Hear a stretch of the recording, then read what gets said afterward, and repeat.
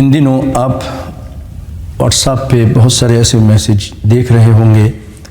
کہ نیا سال جب شروع ہوتا ہے، اسلامی کیلنڈر کا نیا سال محرم، تو کیا اس کی دعا پڑھنی چاہیے؟ کیا اس کا کوئی ثبوت ہے؟ پیارے بھائیو، امام طبرانی نے المعجم الاوسط جلد نمبر 6 صفحہ نمبر 221 میں ایک روایت ذکر کی ہے کہ وہ کہتے ہیں کان اصحاب النبی صلی اللہ علیہ وسلم یتعلمون هذا الدعاء، کہ صحابہ کرام یہ دعا سیکھا کرتے تھے اذا دخلت السنہ او شہر، جب نیا سال شروع ہوتا تھا، نئے سال میں داخل ہوتے تھے، نیا سال آتا تھا یا نیا مہینہ، اللہم ادخلہ علینا بالامن والایمان والسلامة والاسلام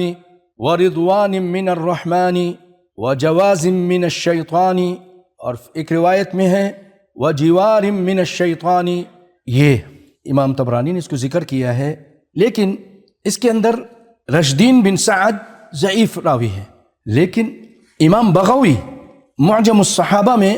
ذکر کرتے ہیں جلد 3 صفحہ نمبر 543 یعنی 543، کان اصحاب رسول اللہ صلی اللہ علیہ وسلم،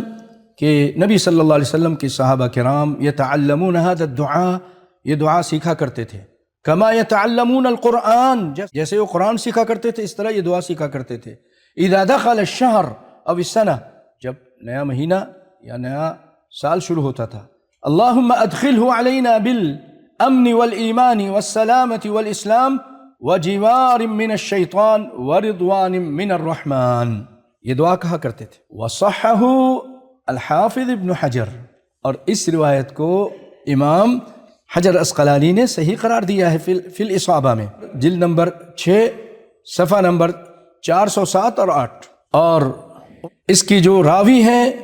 وہ بخاری کی راوی ہیں۔ پیارے بھائیو، ہمیں اس سے پتہ چلا کہ یہ دعا کہنے میں کوئی حرج نہیں ہے، نئے سال کے شروع میں ہم یہ کہہ سکتے ہیں۔